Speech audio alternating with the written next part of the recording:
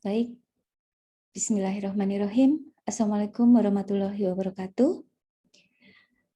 Pada kesempatan kali ini, kita akan belajar bersama tentang patofisiologi sistem saraf.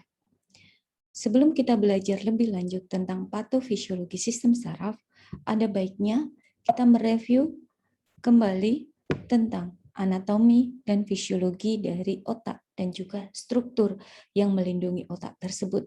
Karena nanti banyak gangguan ataupun patofisiologi yang ada kaitannya yang kita harus menghubungkan dengan anatomi dan fisiologi dari otak dan juga struktur-struktur yang lainnya. Saya izin untuk menampilkan ini. Nah, ini kita ingat kembali fungsi dan struktur dari otak. Otak, seperti kita ketahui bahwa otak merupakan pusat pengendali tubuh atau dia adalah merupakan pusat kontrol dari tubuh kita ya. Kalau ini konteksnya kita berbicara tentang manusia. Dan secara konstan otak ini akan menerima dan menginterpretasikan sinyal saraf dari tubuh dan juga merespon informasi tersebut. Jadi dia akan merespon berdasarkan informasi yang diterima oleh otak itu atau sinyal saraf yang dikirimkan menuju ke otak.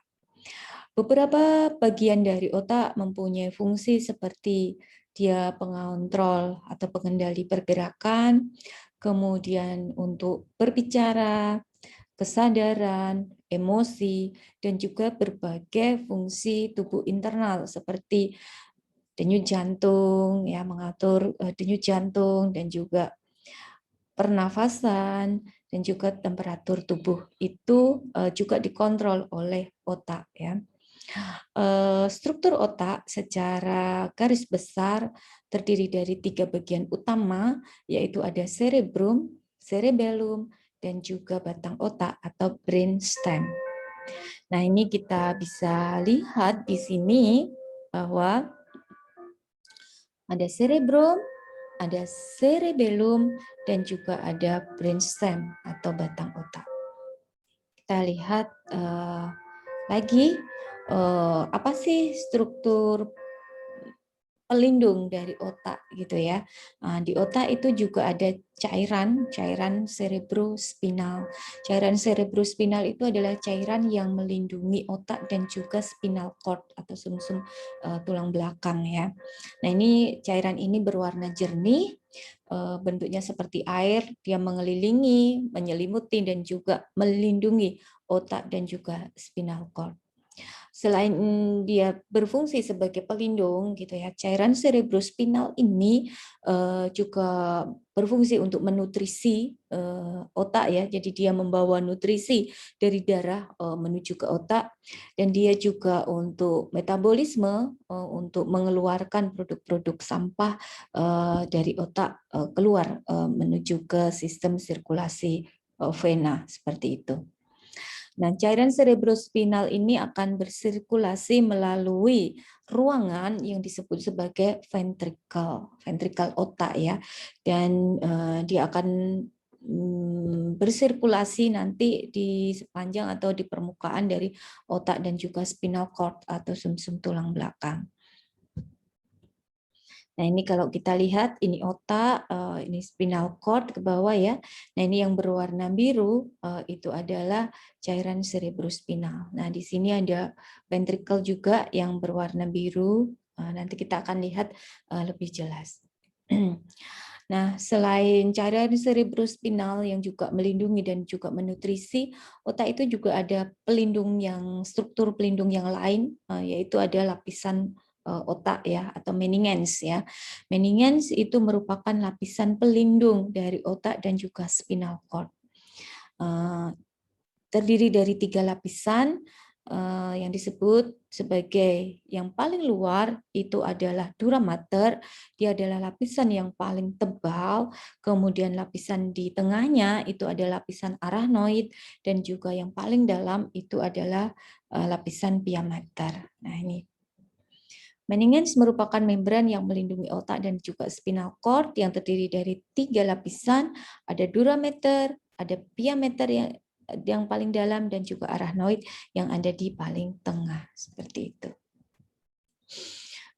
Kemudian ada juga jaringan saraf ya, anyaman jaringan saraf yang dia berfungsi sebagai komunikasi atau menghubungkan dan berkomunikasi dengan kedua hemisfer, itu disebut sebagai corpus callosum.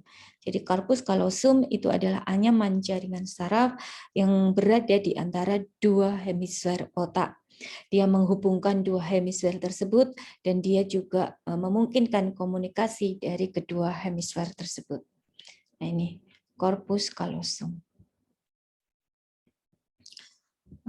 Lalu ada bagian dari otak, utamanya di otak bagian tengah ya, itu ada talamus ya, sudah pernah dengar ya, talamus itu adalah struktur di otak tengah, bagian tengah yang terdiri dari dua lobus atau dua bagian. Dia ini berfungsi sebagai stasiun pemancar ya, atau stasiun relay dari seluruh informasi yang datang dan pergi di antara otak ataupun sistem saraf yang lain, seperti itu. Nah, ini talamus terdiri dari dua lobus atau dua bagian yang dia sebagai stasiun relay dari seluruh informasi yang datang dan pergi, baik dari otak ataupun dan dari sistem saraf yang lain. Di bawahnya talamus itu ada hipotalamus, merupakan struktur yang kecil di otak tengah. Di bawah talamus ya, dia walaupun ukurannya kecil gitu ya, dia mempunyai peran yang sangat penting, yaitu tadi pengendali temperatur tubuh, kemudian mensekresikan berbagai hormon, dan juga dia mengontrol tekanan darah, emosi, nafsu makan, dan juga pola tidur. Itu hipotalamus. Jika ada gangguan di hipotalamus, kemungkinan terjadi juga gangguan dari berbagai fungsi dari hipotalamus ini.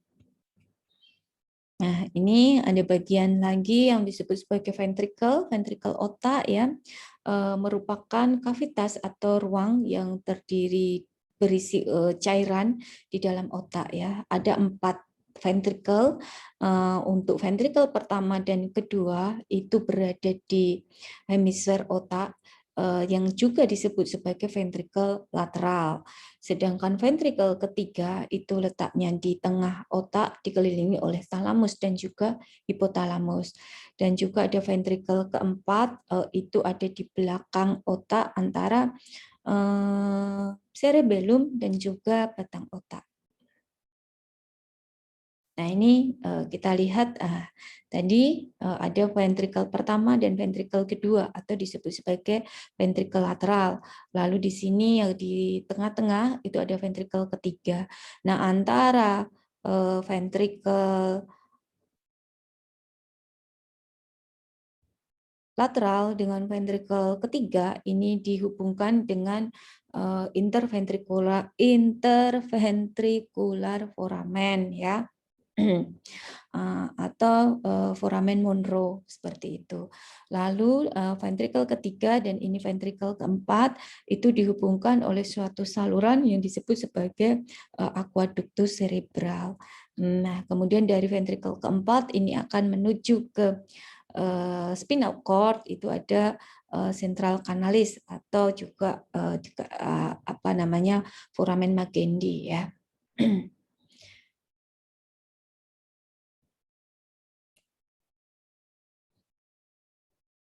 Nah, kemudian ada bagian dari ventricle, itu disebut sebagai plexus choroideus, itu adalah organ kecil di ventricle yang membuat cairan cerebrospinal. Sebenarnya plexus choroideus itu merupakan anyaman pembuluh darah ya, yang dia berfungsi untuk membuat cairan cerebrospinal.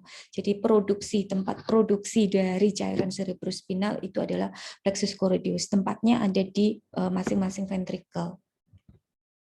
Nah, ini plexus choroideus.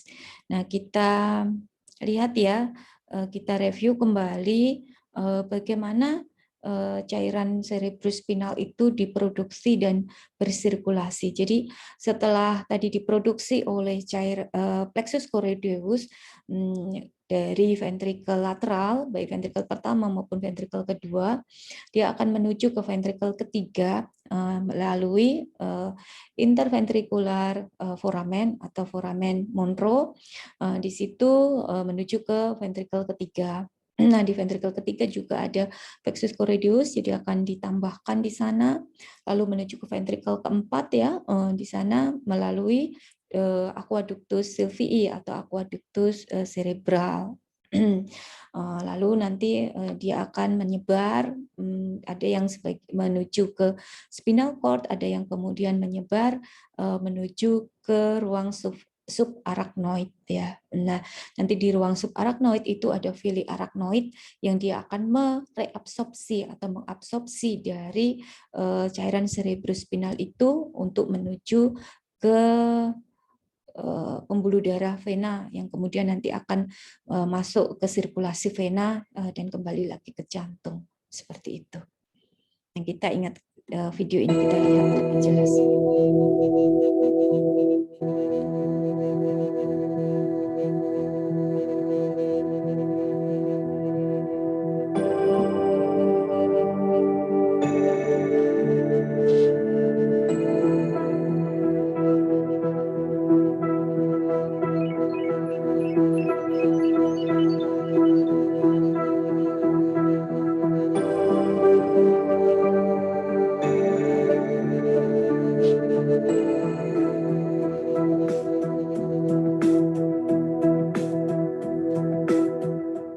The cerebrospinal fluid, or CSF, is the liquid that bathes the central nervous system, the brain, and the spinal cord.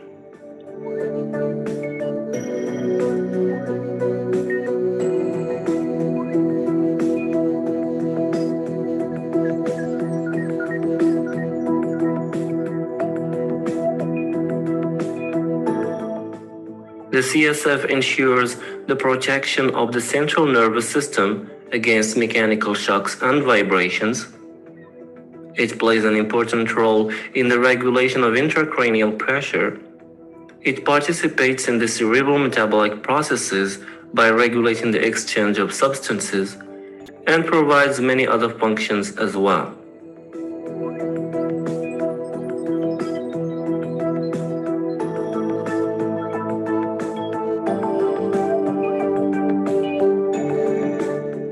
The CSF circulates in two different compartments. The first is the inner brain ependymal cavities, or ventricles.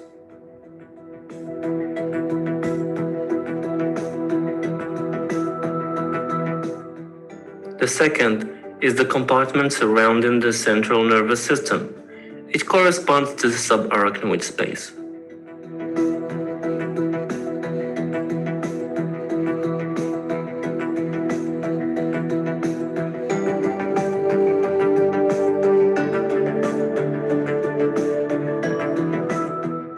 The CSF is secreted by the choroid plexus, clusters of capillary blood vessels located in the ventricular system.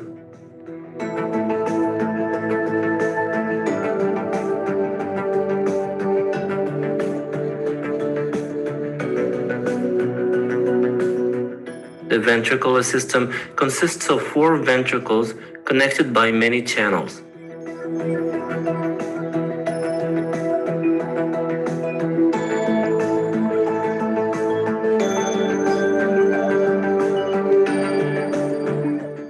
It is connected to the central canal of the spinal cord.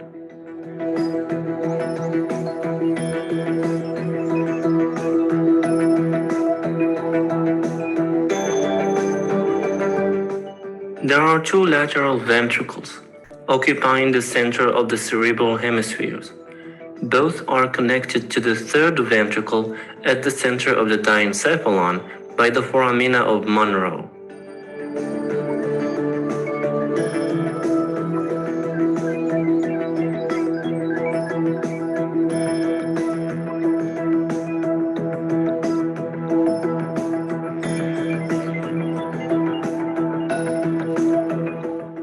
The 3rd ventricle is connected to the 4th ventricle in the brainstem by the aqueduct of Sylvius.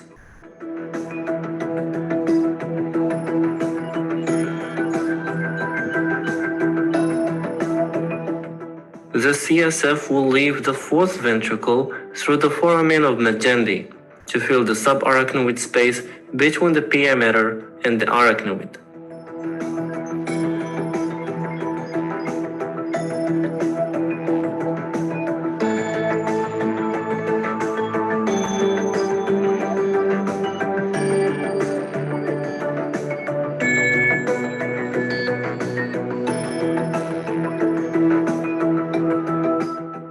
The CSF is then absorbed at the top of the skull by the arachnoid granulations of Pacchioni.